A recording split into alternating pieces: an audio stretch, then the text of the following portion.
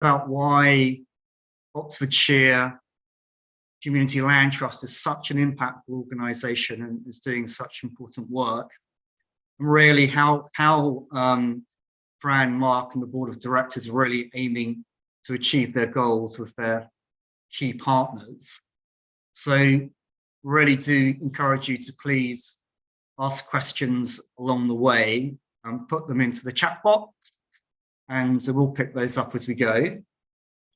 So just a little bit about the offer before Fran, Mark and Andrew introduce themselves. Sorry, excuse me. The product on offer is to fund the building of 8 affordable houses in the Oxfordshire area. And Oxfordshire Community Land Trust are raising a minimum of £500,000 in withdrawable shares and offering an interest rate of 3%. So without any further ado, I would like to hand over to Mark, Fran, and Andrew to please introduce yourselves. Fran, you're on mute. Hello, everyone. I can't actually see you, which is a real shame because I'd like to see your faces. It would give me some comfort. I'm Fran Ryan, and I'm the founder director of Oxfordshire Community Land Trust. And my background is not in housing at all. I got involved in this because I wanted to do something about the housing crisis. My background is actually as a psychologist in financial services, where I worked for 15 years in London. And since about 2000, I've continued to do that on a part-time basis, while also being a director of Oxfordshire Community Land Trust. And Thank you, Fran. My name is Mark Child. I'm the Trust Coordinator. I've worked for a number of national house builders in the past, and I'm a qualified planning lawyer. When I heard what the trusts were doing basically in my backyard, as we live in South Oxfordshire, I couldn't resist helping, essentially. So I put my legal career on hold. I'm now fully invested in the trust and their work. I'm logging in from the States on holiday, so if I look tired, I am, and it's only just getting light here, so please forgive that. Brilliant, thank you. Thanks, Mark, for that. And Andrew, over to you. Yep, thank you very much, Paul. Well, good afternoon, everybody. My name's Andrew Down. I'm director of the Future Oxfordshire Partnership. For those who won't know, which is probably most of you, the Future Oxfordshire Partnership is a collection of the 6 councils in Oxfordshire, also the local enterprise partnership at the universities and 1 or 2 other bodies. We were delighted a few years back to secure a pot of government money, specifically with the idea of promoting more affordable housing across Oxfordshire. And we've been equally delighted to be able to put a chunk of that money into the particular scheme that the CLT are promoting today, Crofts Court. So you know, we're a great financial supporter, and we're absolutely right behind what OCLT is doing. Brilliant, thanks for that, Andrew. So if I may put the first question to Fran and Mark, please. Could you describe the problem of why affordable housing is needed so much in Oxfordshire? Well, I can start. Many of these things you will all know already, and we refer to it in both our share offer document and also in the little video that goes with it, that Oxford is one of the most expensive places to live in the UK, and average house prices are about 15 times average earnings. And of course, it's much worse if you're on low incomes. And I read recently in the Oxford Times or Mail that actually for the first time last year, over 50% of houses in the city of Oxford were actually being rented, because, you know, people actually can't afford to buy them. And so that's the picture that's emerging in the city and beyond, where of course there are lots of second homes, and that actually puts the price up and prices local people, particularly those on low incomes, out of the market. Mark, you might have other significant things to add. Yeah, I mean, just some of the statistics. So a recent report about the city of Oxford and the metropolitan area puts Oxford's affordability ratio as the second least affordable in the whole country. I think it's over now 15 times the average salary is an average house price. And we've been interviewing a number of people for our promotional work for the share offer, and I spoke to a couple of ladies recently who are now in temporary homeless accommodation. And for a city as recognisable as Oxford, as they explained to me, it's just unacceptable. It shouldn't be tolerated that we have such a housing crisis both in Oxford and the wider area. And what's really not helped is council houses have been allowed to be bought and sold.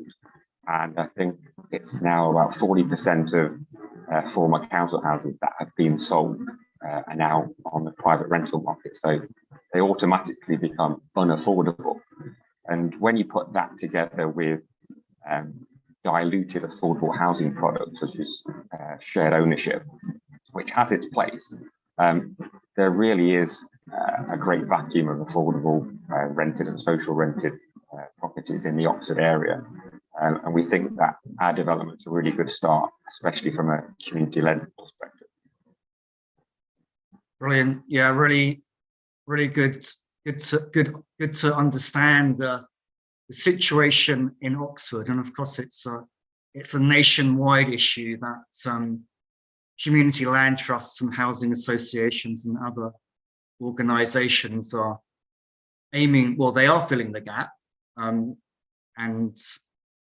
I always think it's really interesting to find out a little bit about the story of how organizations like Oxfordshire Community Land Trust got started. Often it's the motivation to give back and do something positive, but there are lots of slips between cup and lip. So very keen to just hear a little bit about the genesis story from you, Fran, if I may. So Oxfordshire Community Land Trust got started, got registered in 2006, and it started really from a group of us getting together following a conference in Oxford about affordable housing, and we got together and started it. And I'm going to share my screen with you to show you a really key person in the beginning of all of this, and this is Tony Crofts, who actually started one of the first community land trusts in the county, and he started Stonesfield Community Trust, which now has something like 23 homes and a post office and a nursery school in the village of Stonesfield, which is a massive buffer for that little village because it's got its own little tiny supply of affordable housing, which helps the village kind of keep going. And Tony found the site through a Quaker connection. So he knew a woman who lived on Ensham Road, and she knew that the former back gardens of two former council-owned houses in Pinnock's Way. So I'm just going to show you this now. So this was Betty's house, this little house here. It's now replaced by a huge building with 7 two-bedroom flats in it. Betty knew about this little patch here, which was bits of the back gardens of these two council houses. And when the owners sold them, they kept this. And it's not huge, it's 690 metres squared. The way in is off the Ensham Road here, underneath these trees, which are still here. And Tony managed to meet the owners and do a deal with them to buy the site. And so the whole thing got started. And the reason that it's called Crofts Court is because Tony died last year of COVID in 2020. So that was a very sad time for us all. He'd moved to Bristol by then, but we have actually honoured him in the name. And so that's where the name comes from. And I'm just going to do a bit of name dropping here, because this guy was a real inspiration to us. Now, I don't know whether you can see who it is in this very grainy picture, but basically in the 1980s, Bernie Sanders was the mayor of Burlington, and he gave money to one of the first CLTs in the US, which is now the biggest CLT in the US, and has loads, it's got thousands of affordable housing and is a massive buffer against the whole problem of unaffordable housing. And Bernie inspired the people who started the community land trust movement in this country, Martin Large and two others, who I won't go into now. But basically, he is an inspiration to us as well. And as it happens, his brother Larry lives nearby and has until very recently been a director of Oxfordshire Community Land Trust as well. So that might be enough in terms of the background. We got the site, we finally bought, I think we finally secured the site in 2012. We got planning permission in 2019. And I'm running ahead of myself here because this isn't so much the origin story as the project story. So shall I stop there, Paul? That's brilliant background, and feel free to go on ahead. I can drop in a question. We've got a few questions coming through. So both opening speakers have made specific reference to Oxford City and or Oxford. Can we clarify this development is actually in Vale of Whitehorse District Council area, is part funded by VW, HDC, and tenants will be from their housing list? Would you like me to? Do you want to do that? Yeah, I mean, Mark, obviously you may want to chip in as well, but I'm actually here wearing two hats. So I introduced myself as being from the Future Oxfordshire Partnership, but I also work for Vale of Whitehorse District Council. And Future Oxfordshire Partnership has put in £600,000. Vale of Whitehorse has put in just over £300,000 of what is known as Section 106 money. So that's money from developers towards affordable housing. So between the two, it's close to £1 million of public funding that's gone in. Absolutely, Andy Crawford is right. The scheme is in Vale of Whitehorse. It's actually just outside Oxford City, so the city housing dynamic is relevant, but the scheme is in Vale of Whitehorse and will indeed be taking its first residents from the Vale of Whitehorse housing list. Brilliant, excellent. Thank you very much. If I could just add, Paul, the references to Oxford are really a locational context. We're reaching out to social investors throughout the UK, and those people that aren't familiar with Cumnor Parish, which is directly adjacent to the city limits, has just as many housing issues. It's a very expensive area. So the reference to Oxford is to pull relevant housing statistics and average house values, which is more readily available than a specific area like Cumnor Parish. So yes, very much it's for the people on the housing list in the Vale of Whitehorse, but a lot of those people work in Oxford, so you can't really. It's difficult to distinguish when we're talking about the areas. Okay, I've got it. So it's very location specific to the Vale of Whitehorse. However, it's within reach of Oxford where people work. Brilliant. Okay, fantastic. I mean, actually, some of the viewers or the participants are sort of cantering ahead and asking some more detailed questions. So if you're okay, we can go into a little bit of some of the detailed questions now, if you like, and then we can sort of like loop back into the questions that I have planned for you. So sort of maybe a top level question from Harold. Do you know of any other CLTs with a renting rather than buying model? And then the second part, sorry, Fran, one second. Second part of the question was, you paid £413,000 for the land. Was this the market cost? So two questions, renting versus buying and the market cost of land. And Fran's got her hand up. Yes, so what we've got here is a rental model, but some CLTs do use a shared ownership, not a shared ownership, a shared equity model. And that is one that we might be pursuing in the future, where basically, for example, if we built these houses, we might be sharing a 50% equity to the owner, and the trust would retain the other 50%, and therefore it could be permanently affordable ownership. as opposed to rental. So I don't know whether that answers your question, Harold, but please do say if it doesn't. And in terms of the 413k for the land cost, we actually paid 195 for it, but the value in terms of the accounting value was counted as the actual market value at the time. Mark, please correct me if I'm wrong about that, but I think that's what it is. That's correct. Okay. That's correct. Brilliant. Okay, well, the questions are coming in thick and fast now. So, just, I can try and sequence them into a bit of an order. So Sarah is asking, what rate of rent? Is it affordable rent, social rent, or something else? So that's quite an important aspect, isn't it, to your overall plans? Yeah, so the rent will be discounted market rent, and there will be no higher than the local housing allowance, which is the housing benefit proportion of universal credit. So it will be affordable to all those people who have that maximum housing benefit from the government. Fran.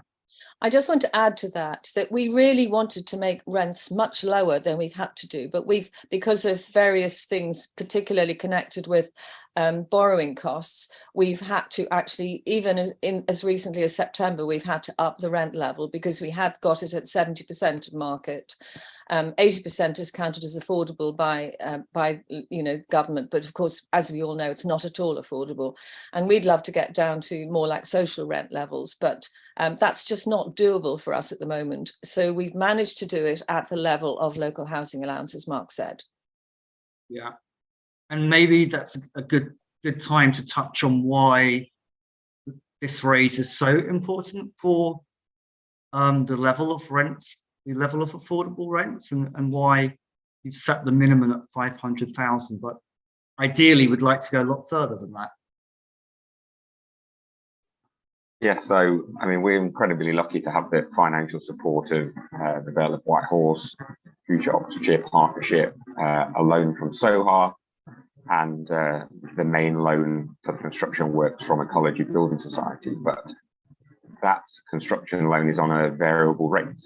And as everybody knows from the news recently, interest rates are continuing to increase. So what the point of the share offer is to make the finance more affordable and to impact the trust's work. So it doesn't just stop here, it can actually work with the Vale to look at further sites in the area and the county as a whole. So it will insulate us from further increases in interest rates if we can offset some of that market finance that's been provided by the Building Society. Yeah, brilliant. Thanks for that, Mark. I'm just going to scan the questions because there was one other to do with the risk, but maybe we'll come on to that a little bit later. So if I just, sorry, Fran, you've got your hand up, but you're on mute. You're on mute, Fran. Sorry, I just want to come back to Harold because actually he has clarified that he wants to know about other rental models. And yes, there are other CLTs that use rental models. And I'm really sorry, Harold, but I can't remember who they are. And I'm going to have to come back to you on that. But yes, there are. Brilliant. And very happy to help connect Harold with Fran or Mark to answer that question. But if we sort of weave our way back into the running order, I wanted to ask Fran again to give some colour on how you manage the organisation, i.e. who the board of directors are, how you selected them, and to talk a little bit about the planning of the development, please. That would be great to hear. You're on mute, Fran.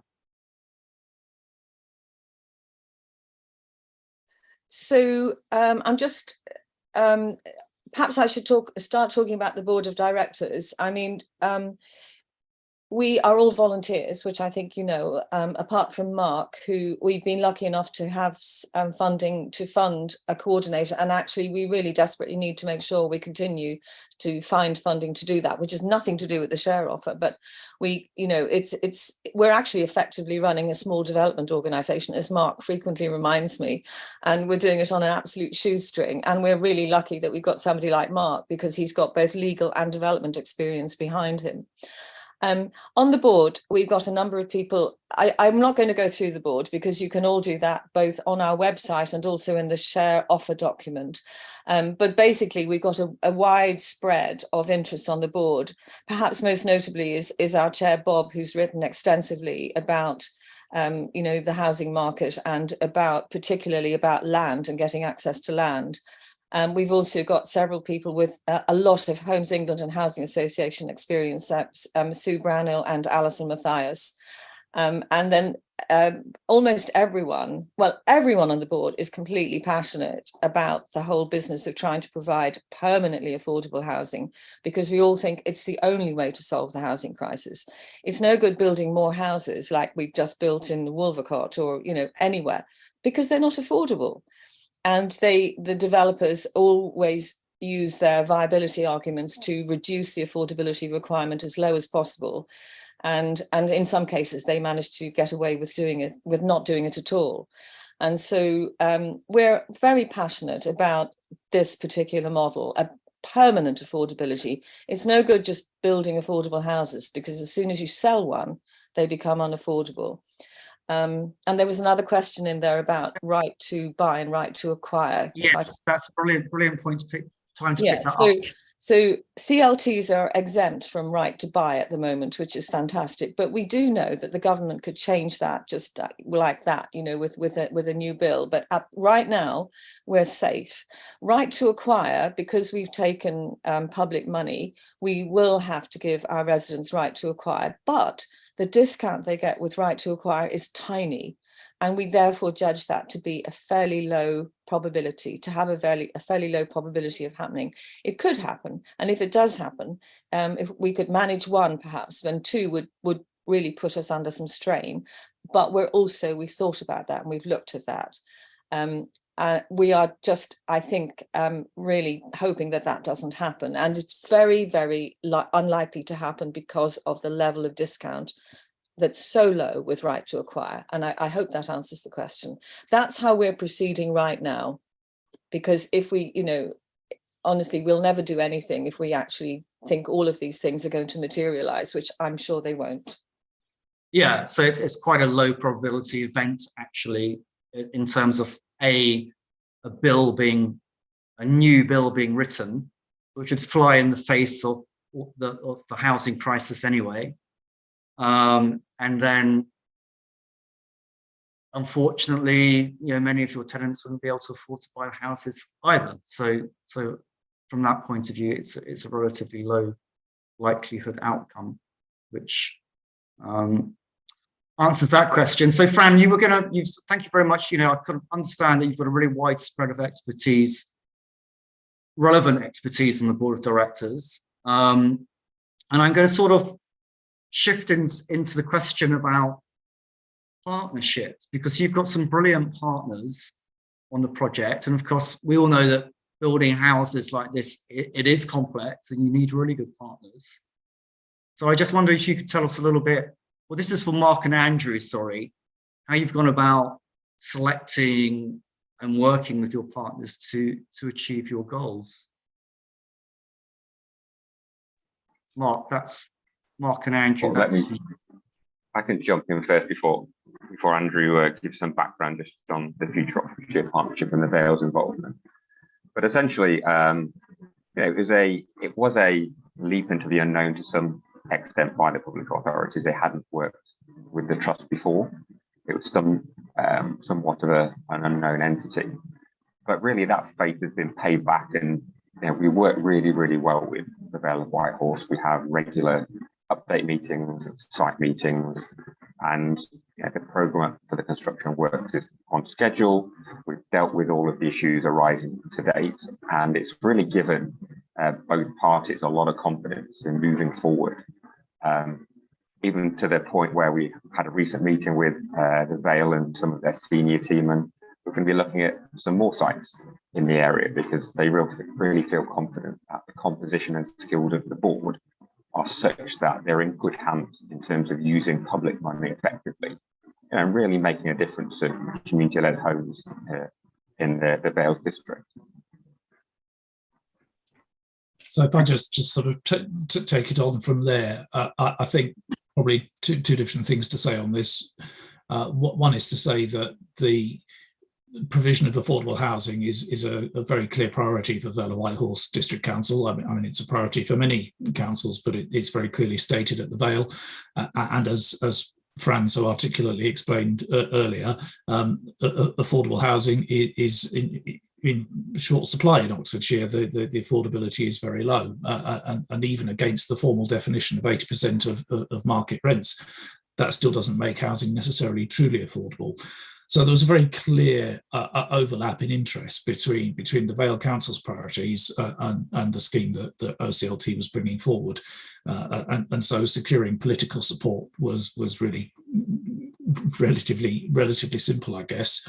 I think the difficulty really was how to get it off the ground, because for a community land trust like OCLT, albeit one established several years ago, as Fran explained, securing the funding to build your first scheme is a real challenge. It's a bit of a catch-22.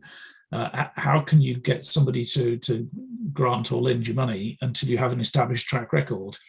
But then how do you establish a track record if nobody will give you any money to build a scheme? And so it was a little bit of a step of faith from the Future Oxfordshire Partnership, but we had this government money available for affordable housing, subject to lots of checks and balances and assurances. And we needed, for example, OCLT to register as a provider of social housing in order to make the grant available. But OCLT has done everything that we asked of them, and we're thrilled to see the building progress on site. It's going up fantastically fast. Brilliant, excellent, really good answer. Thanks for that, Andrew. And of course, you're working with other organisations that do the management of the housing, so maybe it's just sort of important to note that the board of directors provide the governance structure, the relationships, the planning, but they're not sort of operationally, doing the day-to-day work of managing the house, the tenants themselves. And maybe we can sort of come on to that, because I've had a great question from Ian, who says, we've got a multi-pronged cost of living crisis. So it's not only just houses, it's fuel and food. And he goes on to ask, so, to minimize the cost of heating and maximize resident comfort, what are you doing in the build quality to, answer those other, I suppose they're environmental and cost of living questions? And maybe if we frame it in terms of the design and the build in terms of its quality and sustainability. And I'm just going to throw in another question. Can you just really interested to hear about some of the community aspects, the solar, how to create good neighborhoods? I think that's a really important aspect of what you're doing as well. So just to rephrase that question, how does the design and the quality of the build answer questions of sustainability and other affordability issues? And that's for Fran and Mark. But Andrew, feel free to chip in. Yeah, so I think it's a really good question, because it isn't just about rents, albeit they're significant in Oxford and Oxfordshire. But a couple of aspects for the design. One was important for providing fully electric homes, and each home will have its own individual solar supply. So that's really important to us, because as everybody knows, the cost of heating homes is getting to really unaffordable levels, just as rent is.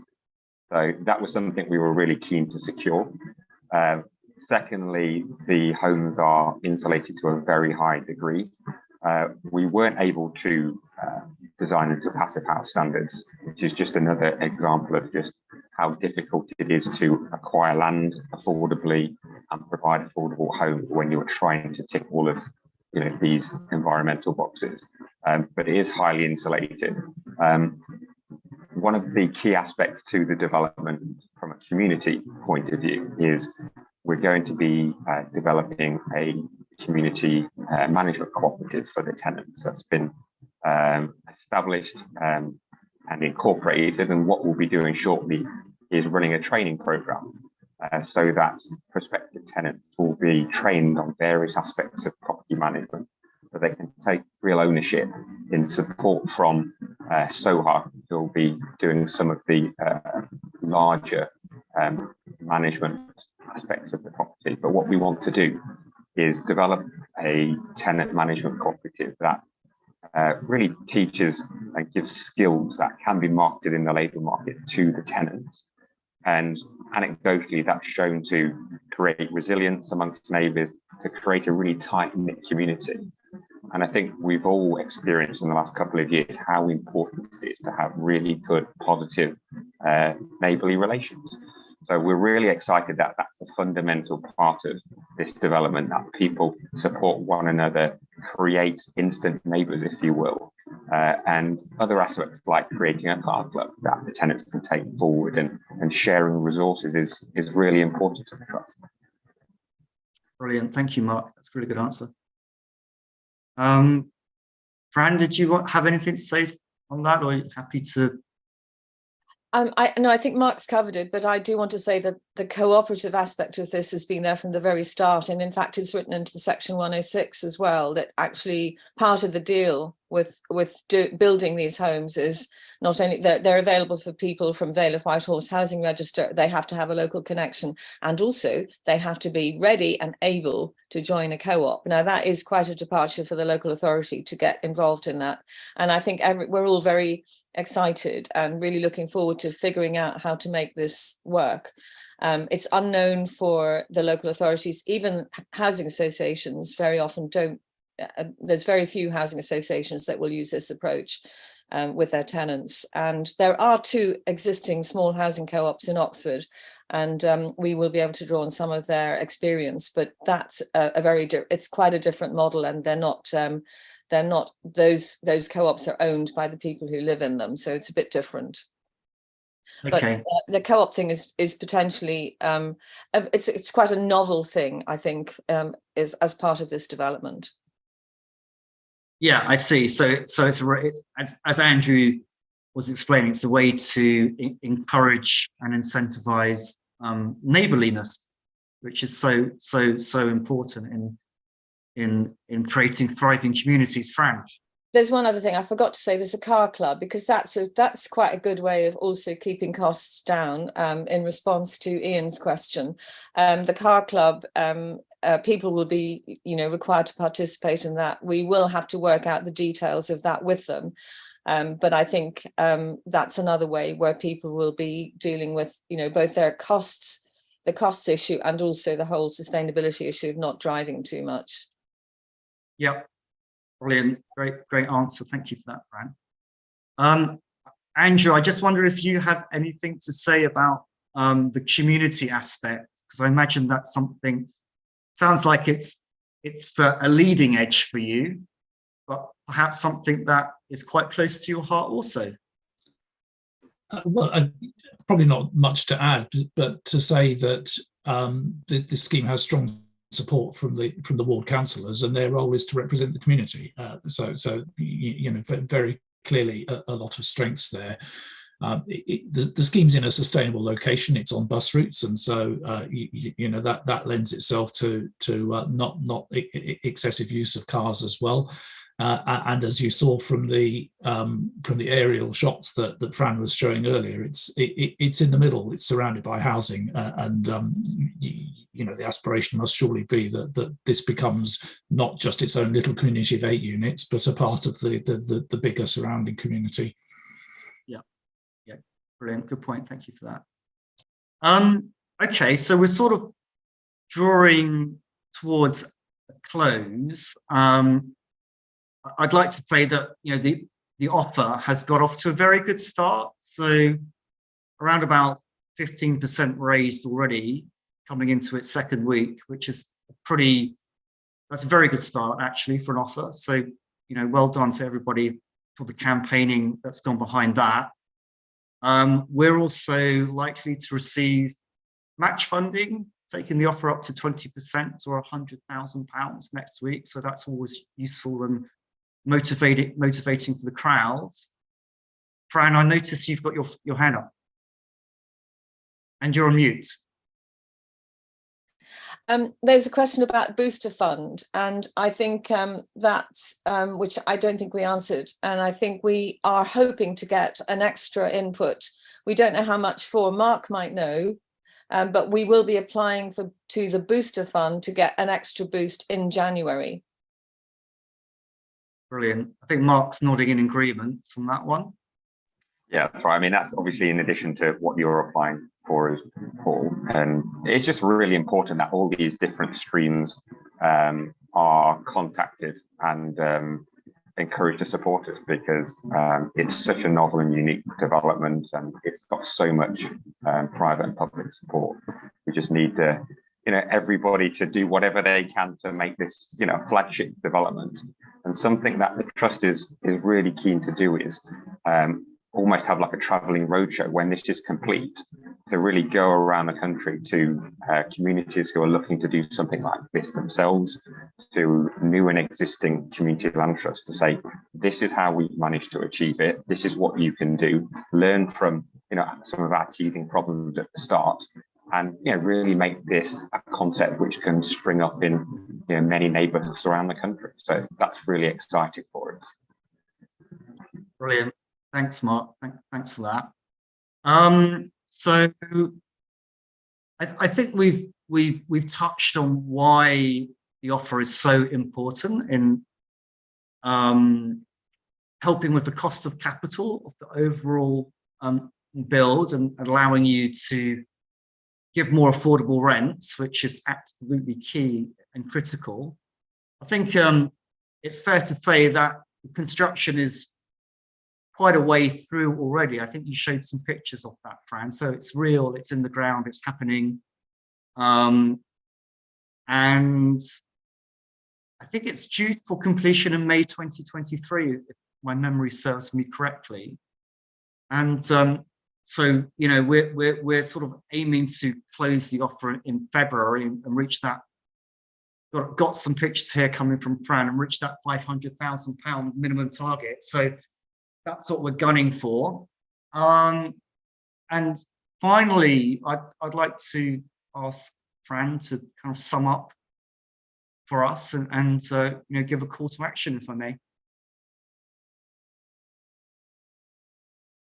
And you're on mute, Fran. Okay. So I'm in this business because I feel concerned about the numbers of people who don't have an affordable place to live. And it's not just in Oxford and county, it's probably in most big cities all over the world. There's an affordability crisis. And we need to find ways of solving that particular problem, because it's affecting so many people. And if you don't have a decent place to live, that means you're working God knows how many hours a week just to keep body and soul together, if you're lucky enough to even have a place to actually put your head down. And you don't have time for your children, you don't have time for your family, there's no time, because you're working 80 plus hours a week. So I'm in this business because I actually really believe that this model is a way of solving the housing crisis. The only way to solve it is to take houses and land out of the market, which of course council houses used to do, but now we don't do that anymore. So we need to replace that with something that is more stable and secure. And we need to scale it up. This is tiny, as Deborah says in the little film promoting this share offer. This is a tiny drop in the ocean, but actually it's not that difficult to understand. And if we could scale it up, how wonderful would that be for the whole sustainability of our county? And affordable housing is a sustainability issue, because if you can't afford to live near where you work, you're driving in. That's why we got 40,000 people commuting into Oxford City every day. because, you know, they can't afford to live there. So we need to have people being able to afford to live near where they work. All of those people who keep the wheels on the bus, you know, that's not the right way to say it, but the people who keep the things going, you know, the transport people, the carers, the retail staff, the hospitality staff. We're all good at thinking about teachers and doctors and nurses, but there's all these other people who we never see. We don't think about them, and they're the people that I do care about. And as a baby boomer, I'm one of the people who's really benefited from the unearned equity that I've acquired in my house, that I bought for 84,000 in I can't remember when, 1996 actually, and it's now worth 800,000. And you know, that's not right either. Now I'm not cash rich, but actually I want to share some of that unearned equity and contribute to the community land trust movement. So I'm asking anybody out there who can afford £250 to buy shares for that value. And if you can afford more, that would be an amazing contribution to the little effort that we're making. And okay, it's not a massive return. 3% is not, maybe you can get more elsewhere, but think about the social return. The social return is why this is important. So I think I'll stop there, otherwise I'll go on forever. That was brilliant, very, very eloquent and well put. And, you know, brilliant to see the passion, the organisation, the partnerships coming together in this project. So really, really very, very many thanks to Fran and to Mark and to Andrew. And also very, very thanks to the audience for taking part. Obviously, this doesn't happen without you. So brilliant that you're here. Just to say, the offer is open to the end of Feb. We'll be sending updates, and you can see how the offer is progressing on FX's website.